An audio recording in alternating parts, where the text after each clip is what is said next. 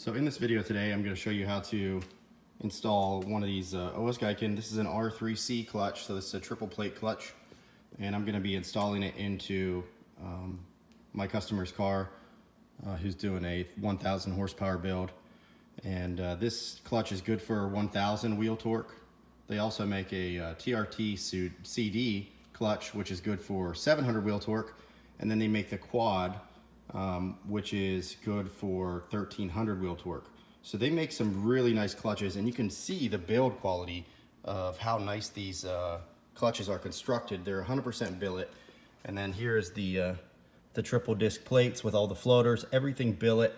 The hub is floating in the center, so you can replace the hub. So one of the cool things is, if you already have one of these clutches and you're using a V160 and you want to swap over to like my T56 Magnum, swap my GR700 kit or GR1000 or whatever trans you want to do, we can just take that hub out and replace it with a T56 splined hub, and your clutch is still good to go, and we can put your the new trans up in there and use the same clutch. The only thing you'll need to do is you'll need to get this little bearing.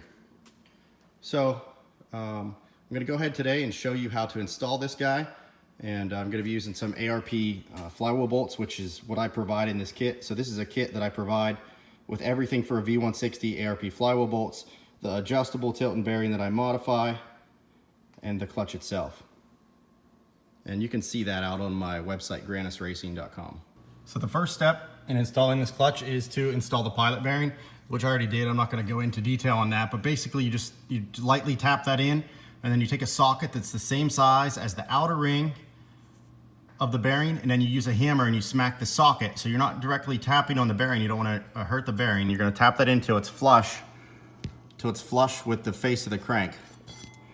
And then the next step we're going to do is we're going to put the flywheel up in place, and then just use one bolt for now so that it doesn't fall off while you're working. And what we're going to be doing is we're going to be installing these ARP flywheel bolts here, and you see that I also am using here the thread locker red, because these bolts see a lot of vibration, so you want to make sure they're torqued down to the proper torque, and you want to make sure that they're also thread locked in place so they can't vibrate back out.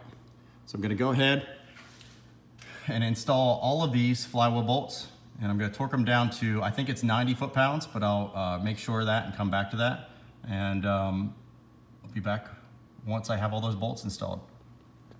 Okay, so my flywheel bolts are all in and torqued down, and I used 75 foot-pounds for these. So I was a little bit high in my last estimate. I looked it up on ARP's site, and they say to go to 70 to 75, and I like to go a little on the high side on these since they do see so much vibration.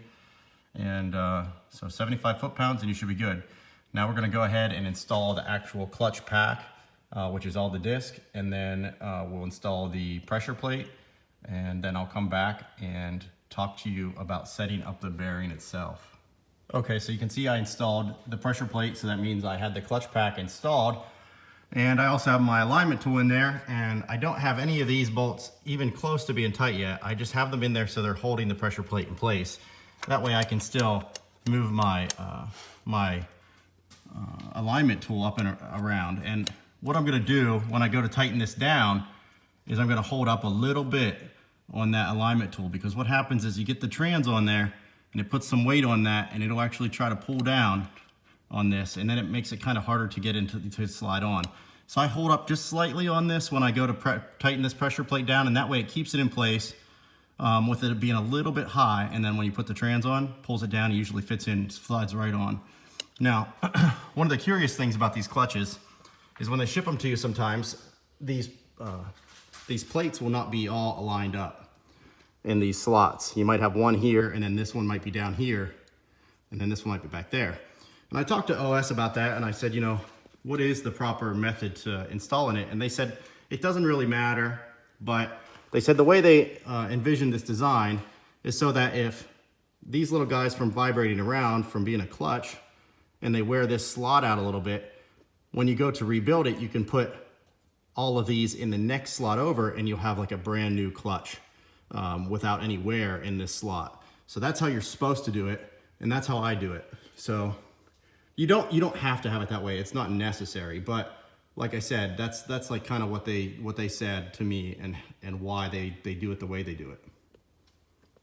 So I'm gonna go ahead and tighten up this pressure plate. Now the pressure plate takes, I think it's only 13 foot-pounds. So each little bolt only takes a little bit of torque. If you over torque them, you're gonna break them because they're just little tiny M6 bolts. So 15 foot-pounds, and then I'll come back and our clutch will be complete. All right, guys, so you can see here the pressure plate is in place, and all of my little bolts are all torqued down to 15 foot-pounds. And one thing to remember is when you tighten those down, you want to go in a circle pattern, and you want to go a little bit at a time. So basically 5 foot-pounds, 10 foot-pounds, and then 15 foot-pounds. And you don't need to use red Loctite on those. Those are like kind of a strength in numbers thing. There's so many of those bolts that you don't really have to worry about them backing out. And the next step here then is we're gonna go ahead and start measuring for the throwout bearing adjustment. And then we're gonna be able to slide the V160 up onto this clutch. All right, so the next part of this video is gonna be how to measure the first step in getting our adjustable bearing in place. And I'm just gonna explain a little bit before I start actually measuring, because this can be different based on your clutches, because I'm gonna try to make this more universal for any of the different clutches, because you can use that adjustable bearing with multiple clutches. You don't have to use an OS Giken clutch, even though I do love these clutches.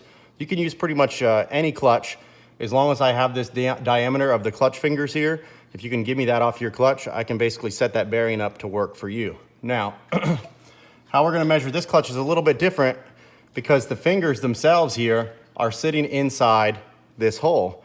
And I can't measure directly from these fingers back to the face of the block here. And that's the measurement we're looking for. We're looking for the distance from the block here out to the face of these fingers. So I'm gonna have to take 2 measurements and do some math to be able to get there. So the way we're gonna do it is we're gonna take a straight edge, which I have right here. And I'm gonna take my straight edge, and I'm gonna take my trusty Harbor Freight digital calipers, and I'm gonna turn them on. And I'm gonna go ahead and set it to millimeter. I'm gonna zero it out. So we're all set up now at 0. And what I'm gonna do is I'm gonna use the depth gauge, which is on this end here.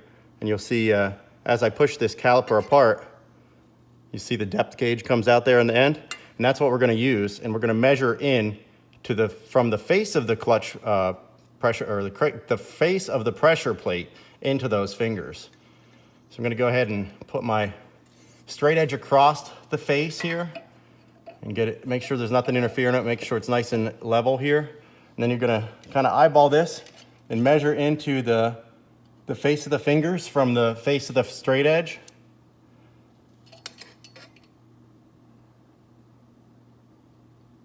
And my measurement there is 11 millimeters. So that's our first measure we need to write down. 11 millimeters from the face of the pressure plate back into the fingers, so 11 millimeters. Now let's go ahead and measure from the face of the pressure plate back to the block. So I'm gonna do it on this side so you can see a little better.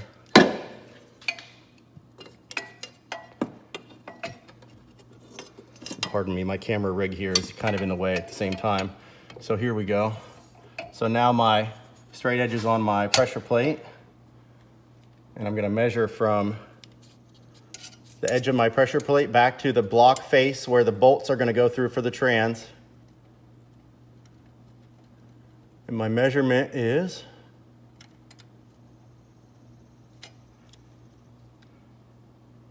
73.5 millimeters. Okay, so our first measurement was 11. Our second measurement was 73.5. So what we're gonna do is we're gonna take 73.5 and subtract 11 from that. And that's gonna give us our actual distance from this tip of the fingers back to the block. So 73 minus 11 is 62. So it's 62.5 millimeters from my block face out to my fingers. So now we have that measurement. I'm gonna write this down, and we'll be back in the video with the math part of it. And also I'm gonna be back with the the V160 portion of the video where we measure that side. So I wanted to mention one thing before I go into measuring that the distance back to the bearing. I wanted to talk a little bit more about the clutch. And if your clutch doesn't have this like back set in fingers assembly, where a lot of clutches have the fingers sticking out past the pressure plate, what you're going to do is you're going to stick the straight edge on there flat across the fingers and get it nice and level. And then you're going to measure holding it there and trying to keep it steady. You're probably going to have two people. You're going to get one person to hold that straight edge nice and level. And then you're going to measure on the one side back from that straight edge to the face of the block. And then on the other side of that straight edge, do the same thing. And then just make sure they're pretty close. And if they aren't, then take the average of those two numbers. And that's going to be your total clutch height. So that's how you do it on a clutch that doesn't have recessed fingers like this one. Okay, so here you can see I have the V160 up here on my table. And the next step is going to be to install the base that I modified to fit this V160, which is this guy right here. And as you can see, it has the threaded rod on it. And that's what gives us the power here to adjust the bearing without using any kind of washers or shims. So this bearing base plate is going to mount directly onto the V160. And you're going to use the 4 holes that I drill in there to mount it up. And it should be very snug in that. You can see it has no play. It's machined on my CNC lathe to fit perfectly on there. And then you're going to use the supplied hardware that I give you to install this guy onto the actual transmission. You can use Loctite if you want on these. It doesn't really matter. This should never come off. It has 4 bolts holding it in place, so you should be good. I never use Loctite, but again, some people are pretty picky with their transmission stuff because it does see a decent amount of vibration. So it's really, I leave it up to you on that one. So I'm going to go ahead and install this, and then we'll come back and we'll talk about measuring from the transmission back into the bearing. Okay, so now that the base is installed and torqued down, and there's no real torque spec on there, just use like 25 foot-pounds is plenty. Go ahead and install the actual bearing itself onto the shaft. And the easiest way to do it is to hold the lines out straight from the bearing, kind of like this. And then you can slide it back on. You can kind of just spin it right onto the shaft. And once this is on there and just temporarily started, sometimes you have to be careful and just make sure you're threading it on right. You don't want it to bind up on that. See, sometimes it's tricky. Normally not this tricky, but of course it's when I'm on videos when it's going to be tricky. There we go. All right, so now we're in place. I'm going to take it back pretty far because the clutch is pretty tall on that car.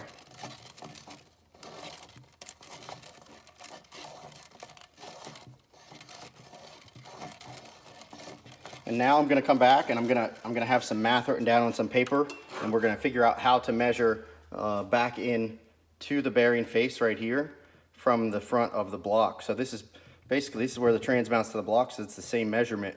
So we're going to measure back to the bearing to get our proper height. Okay, so we're back again, and we're going to be doing some math here to figure out how to get our measurement back from the face of the trans back to the face of the bearing. So here's how we do it. So you remember when we measured on the clutch, we had 73.5 millimeters from the pressure plate back to the block. And then from the pressure plate center back into the fingers, it was 11 millimeters. So I take 73.5 minus 11, so I have 62.5. That's our actual clutch height. That's from the block out to the clutch fingers. So we're going to take that measurement and then add 4 millimeters because we want 4 more millimeters of air gap between the bearing face and the clutch. So our total height is 66.5 millimeters, and that's from the trans face back to the bearing face. So it's just this simple. All we're going to do is we're going to take a straight edge across here, And again, we're going to use the depth gauge, and we're going to go back in and get this set to 66.5 millimeters. So I'm going to go ahead and get that set up and get the camera set up so you can watch me do that. And then that's really it. We're going to be putting the trans up into the car, and we'll be good to go. All right, so we're back, and I got my straight edge again, and I'm here on the transmission. So what we're going to do is we're going to measure back from the face of the trans with the straight edge. So I'm going to put my straight edge across here like this, and then I'm going to measure from that back into my bearing and take a measurement. And it looks like right now we are at 67.97, so about 68 millimeters. So we're about an inch and a millimeter and a half too far back. So what we're going to do is we're going to turn this bearing out a full turn or so and just measure again until you get it really close. And it doesn't have to be exact, but you want to be pretty close.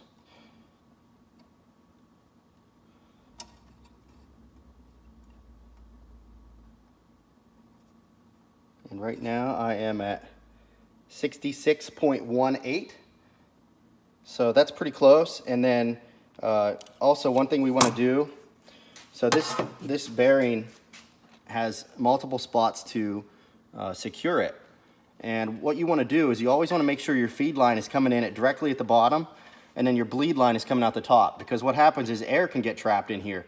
So if you had your feed line coming in the top, there could be an air bubble trapped on this side over here where it couldn't get to. So you want to always have your feed line coming in the bottom and your bleed line coming out the top. So I always orient this so that it's directly vertical like this. And as long as you're close in your measurement, like I said, I'm 66.18. So if I would go another half turn like this and mount it like this and use this pedestal down here and put the bolt through, then we should be pretty close. So I'm going to go ahead and set it up like that. I'm going to measure real quick again and see where we're at.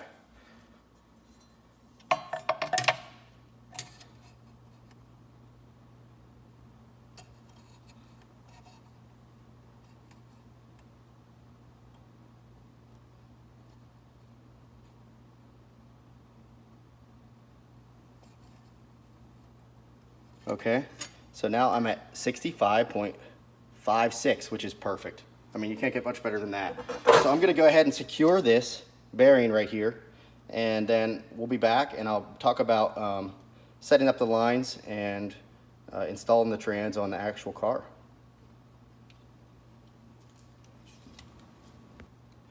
One thing this bearing also comes with is these Lynch pins, and these Lynch pins come in 2 different lengths, and that's for the different height of your bearing setup. So this one is actually, there's not much room there on this bearing as far as needing this really tall pin. So I'm going to use this little short pin, and what you do is you put a little bit of red Loctite on there, and you're going to sit it right in here through this hole, and you're going to secure it to the drilled and tapped holes that are on that bearing mounting plate. And now you can see that once that's down and snug, you won't even have that much play. So I'll go ahead and do that just so you don't see all that play. Okay, so now you can see that there's no way for that bearing to turn. So now its adjustment is set in place, and you're not going to have any issues with the bearing moving around or the adjustment going to come out that way. And you're not going to have chatter from using shim washers. It's a pretty nice setup. So I'll highly recommend this bearing over the other ones that are out there. Tilton is an awesome company. I've used their clutches in my race cars forever, and I really like their products. So you can pull your lines out the side inspection hole. So these will be ready to go as far as hooking them up to your master cylinder line, and then you'll put the bleed fitting in here as well. And the bleed fitting comes with it from Tilton. So this is the bleed fitting here, 2 parts. You just install it onto here for our bleeder line and tighten it down, and then it's ready to go. All right, so here you can see my trans is in place, and you can see my bearing is in place. And there I Loctited my little Lynch pin bolt, I guess you could call it. And there you go. There's our clutch finger face. And there's our bearing face. And look, you got about 4 millimeters of air gap in between there. Now, when you bleed the clutch, that air gap is going to disappear. So don't be like nervous if you, after you bleed your clutch, you come back here and that's gone. That's normal because you're taking all the, you're putting pressure in the system now. So that's why that does that. But this trans is all done now. It's ready to go. And I'm ready to start fab work on this car. So if you like my videos, you know, subscribe to my channel. I always try to give the best technical information when it comes to Supras and driveline, especially. Supra driveline stuff is my specialty. I sell all the clutches for Supras. I sell transmission kits. I even do full builds like this car. I did a 3.4 liter motor, full build with the 6870. It's gonna be about 1,000 wheel horsepower car. And this customer wanted V160. I have no problem with that. I don't really care. Whatever you guys want to do. As far as trans, I'm cool with it all. I mean, I've ran the V160 for 6 years, and I love the trans. It's just, I can't race on them anymore. There's no parts. But for a street car, I mean, these are nice trans. So check out my website for more details on any of this stuff. And I'd appreciate it if you buy parts from me. If you're watching my video, you know, I try to match all the big name shops. So if you like my videos and you like my tech advice, you know, hit me up for pricing on parts as well.